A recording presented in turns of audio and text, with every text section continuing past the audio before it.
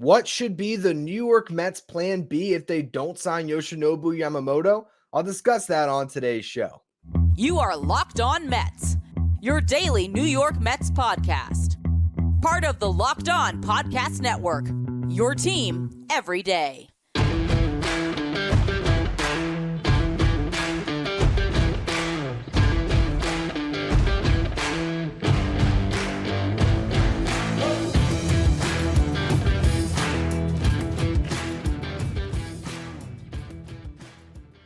Hello to all you amazing Mets fans. You're watching Locked On Mets, part of the Locked On Podcast Network, your team every day.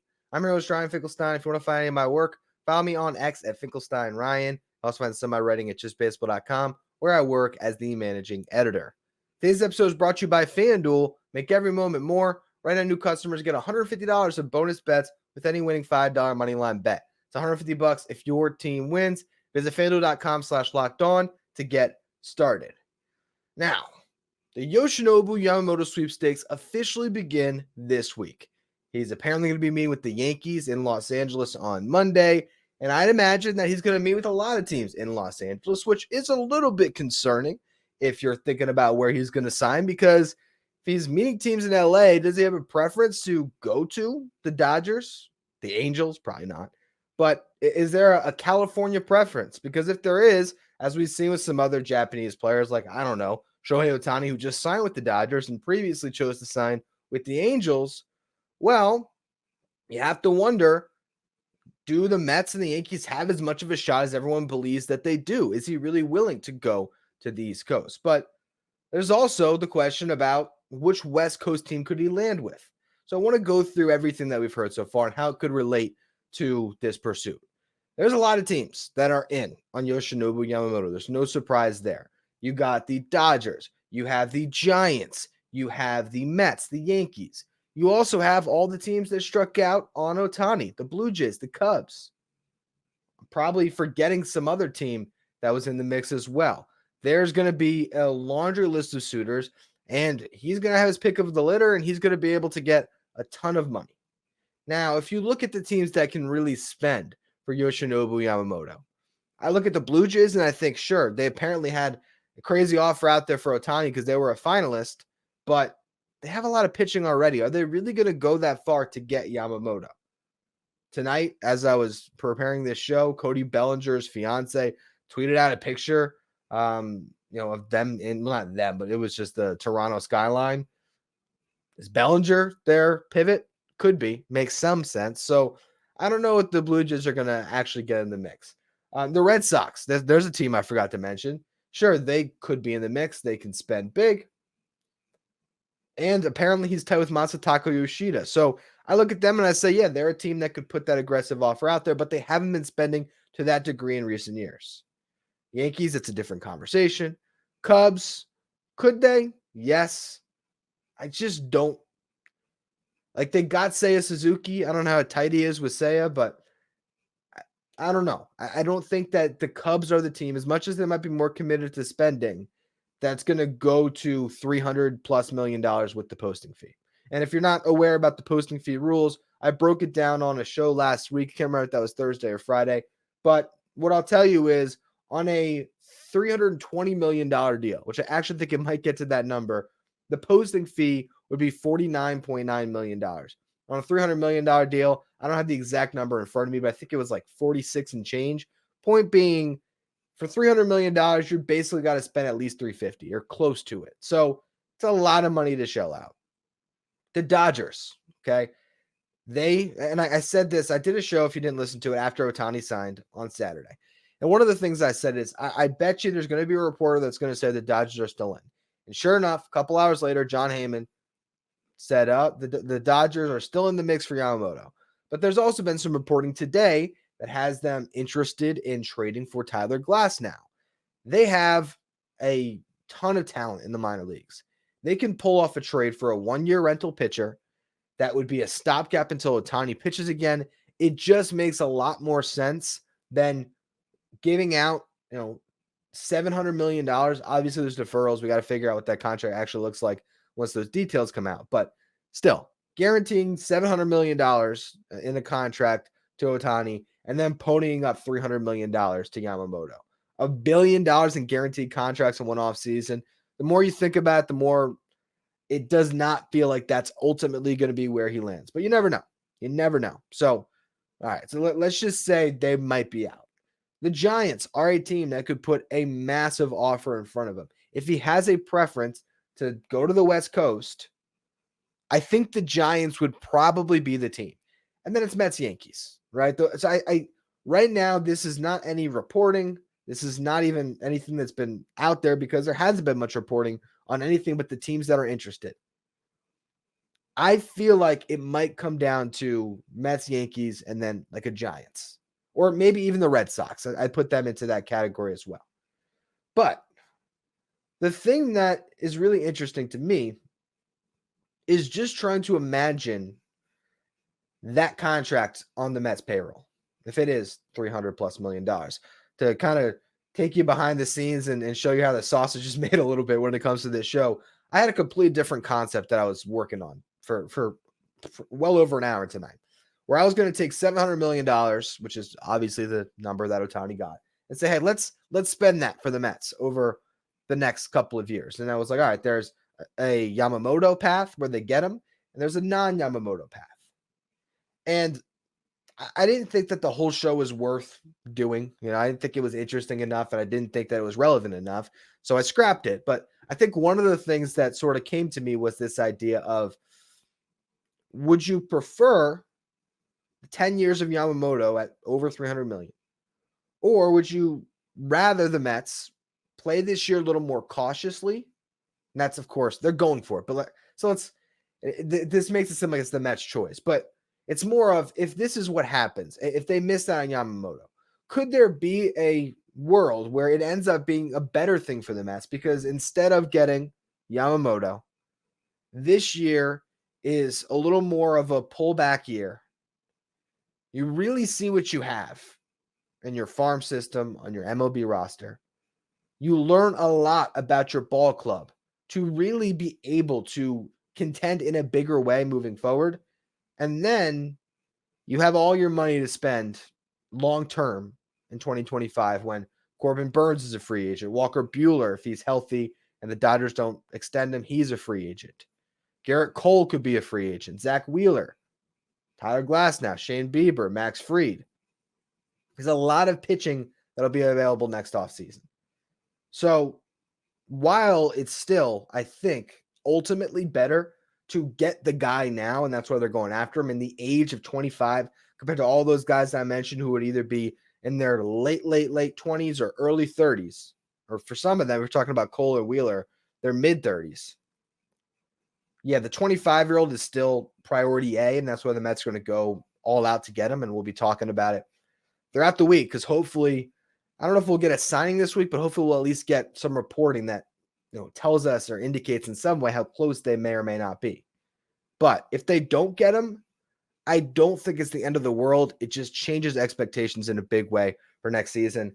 And that's what I want to talk about next year. What would plan B be?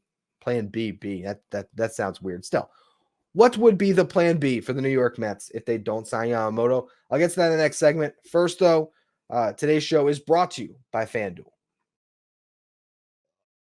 Score this NFL season with FanDuel, America's #1 sportsbook. Right now, new customers get $150 in bonus bets with any winning $5 moneyline bet. It's $150 if your team wins. If you think about joining FanDuel, there's no better time to get in on the action. You got the NFL season, you got NBA, you got college football playoffs. The app is so easy to use, and there's a wide range of betting options, including the spread, player props, over-unders, and more. Visit FanDuel.com/lockedon to kick off the NFL season. And tonight, you got the Giants playing. Throw that $5 money line bet down on them. And if they win, if you're a Giants fan, hey, guess what? That's awesome. You win a little bet, but also you win that $150 in bonus bets guaranteed. So again, FanDuel.com/lockedon. FanDuel, official partner of the NFL.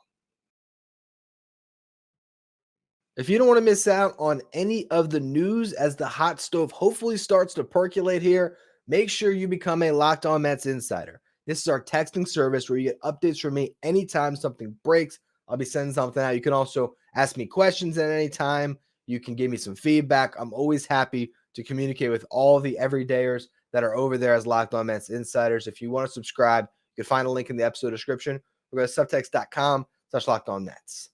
Now, if the Mets don't land Yoshinobu Yamamoto, what do they do? There is a top of the market of Blake Snell and Jordan Montgomery that fall under Yamamoto right now. So, should the Mets sign either of those guys? And it seems like Montgomery would be more realistic, but you never know. I think what you have to do is you have to sit back and just really envision the 2024 season and think, with Kodai Senga and Jordan Montgomery, are the New York Mets going to win the World Series? Or are the New York Mets even going to make the playoffs? The answer to that question is most likely not. Probably should hold because there's better options available in free agency next year.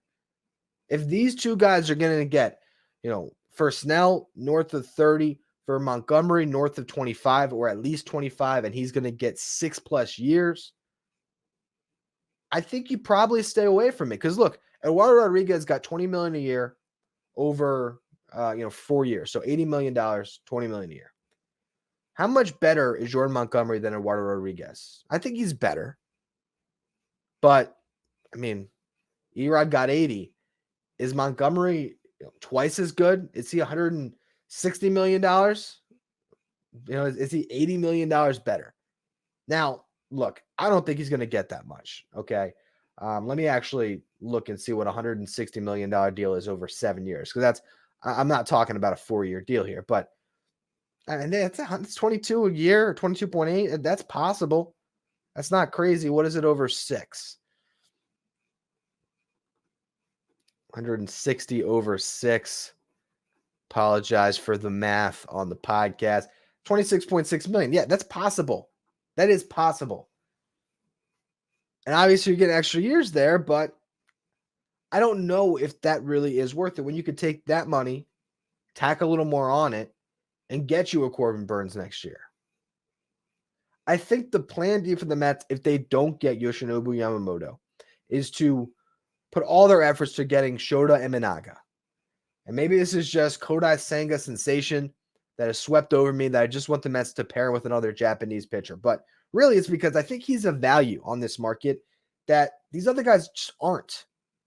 Like Blake Snell is a great pitcher, but he has serious concerns. Yeah, he was awesome this past year. He won a Cy Young, great. But he also led the league in walks. It's a brand of baseball you have to get used to. You have to wonder how it ages.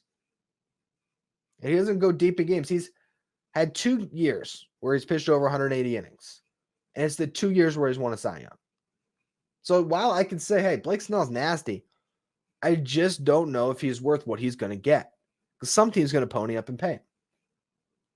Shota Imanaga, I know for Just Baseball, we predicted him to get a 5-year, $80 million deal, which is a little bit more than what Kodai Senga got.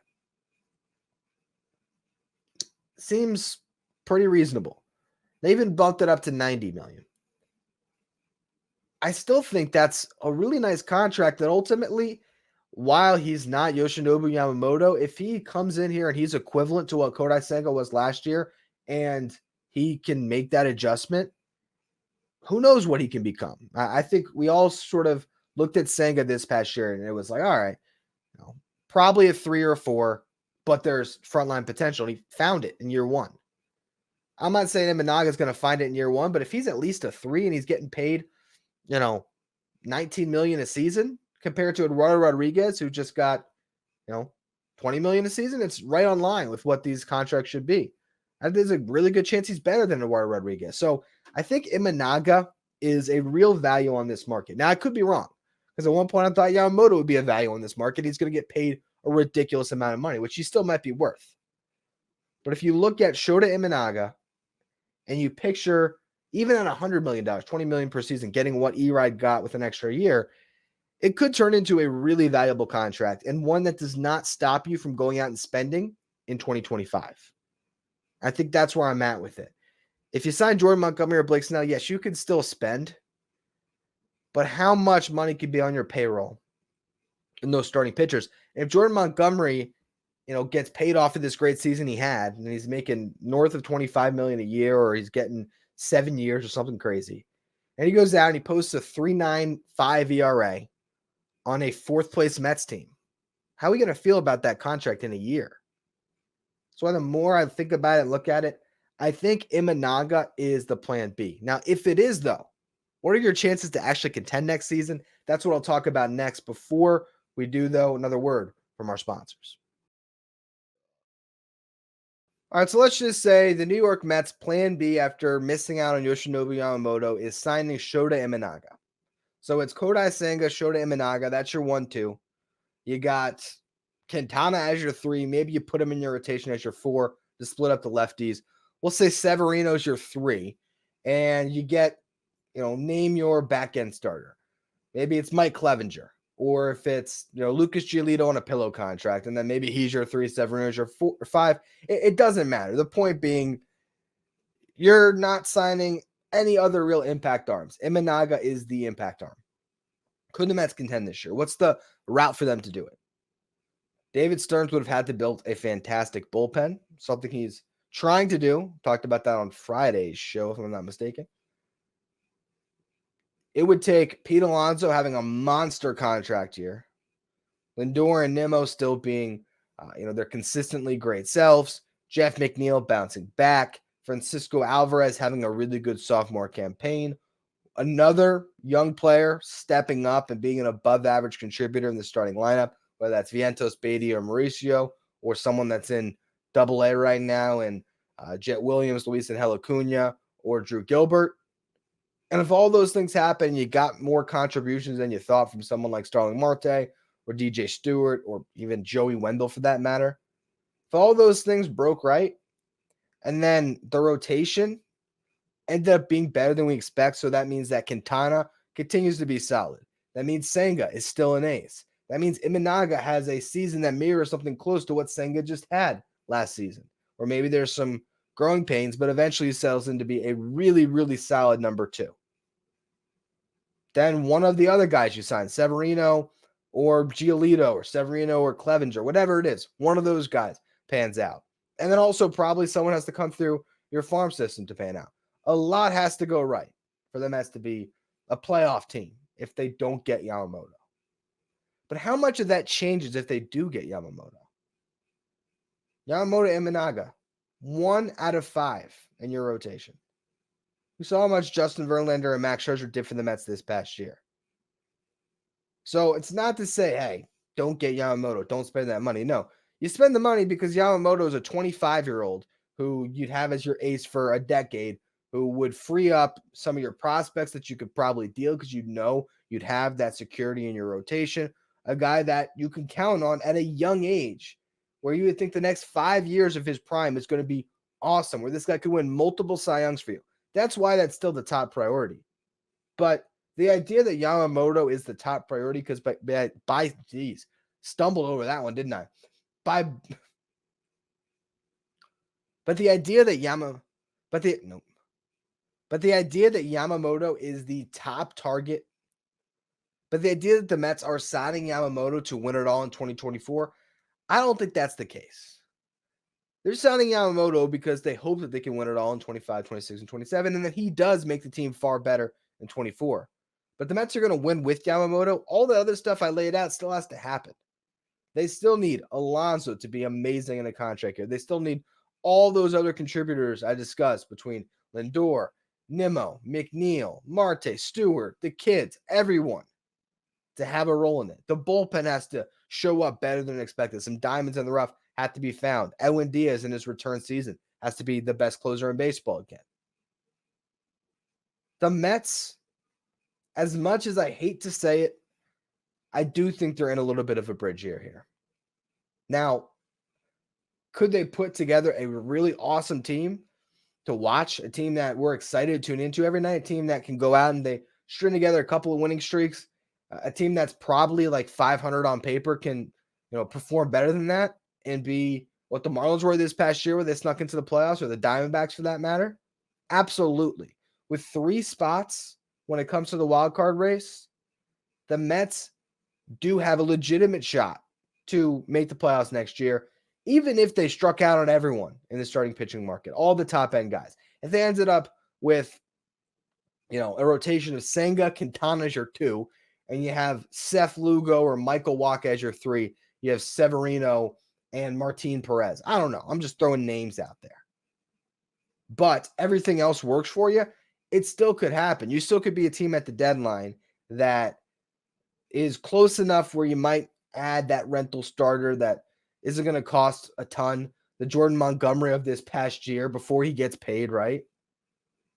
And, you can end up sneaking a win to the playoffs, having a really fun year, and be primed to be a real spender in 2025 and a franchise that will absolutely be on their way up. I trust David Stearns in this front office to know what is best to do here, to know the areas where they can trust their internal depth and the areas that they need to see what that internal depth is, to see what they have at third base. They've already made that announcement. To maybe see what they have at DH. So instead of getting a JD Martinez, which makes you marginally better, it's we got to save that spot to see what we have between Ronnie Mauricio and Mark Vientos and Brett Beatty. That just gives it past to all those guys. We have DJ Stewart as an internal option. And, we're going to go out and get Michael A. Taylor because that's going to improve our defense, which is going to make our pitching staff that's not as deep that much better. There is a way the Mets can thread the needle here. And it's not going to be the sexy team that stole headlines going to this past year. But that team fell flat on their face. There's a real chance here that the Mets could do nothing and end up in a very similar position that they would be in if they landed Yamamoto. Because at the end of the day, Yamamoto is not going to make or break this season for the Mets. It's all that other stuff. And there's so many other stuff and so many other question marks that are out there that one ace is not going to change it. You're in on Yamamoto for 25, 26, 27, and you're really excited to watch him in 2024. But as much as I hate to admit it, as we're looking at the picture right now, things could always change. It feels like the window really opens in 2025, even if the Mets are not going to tell you that. Anyway, that's going to be all for today's show. Hopefully we get some news this week to react to. And if we do, make sure you follow, rate, and review wherever you get your podcast. Subscribe on YouTube so you don't miss any live show I might do if a signing takes place. Also, if you want to stay up to date with all the news, become a Locked On Mets insider. You can find a link in the episode description. Go to subtext.com/LockedOnMets to get those text updates anytime something happens. And now that we've come to the end of the show, make sure you head over to Locked On Sports Today. It's the 24/7 streaming channel on YouTube that Locked On has now, the first ever 24/7 sports streaming channel. It's covering everything in the world of sports with our local experts and our league-wide experts covering each league in sports. So make sure you check that out at Locked On Sports Today.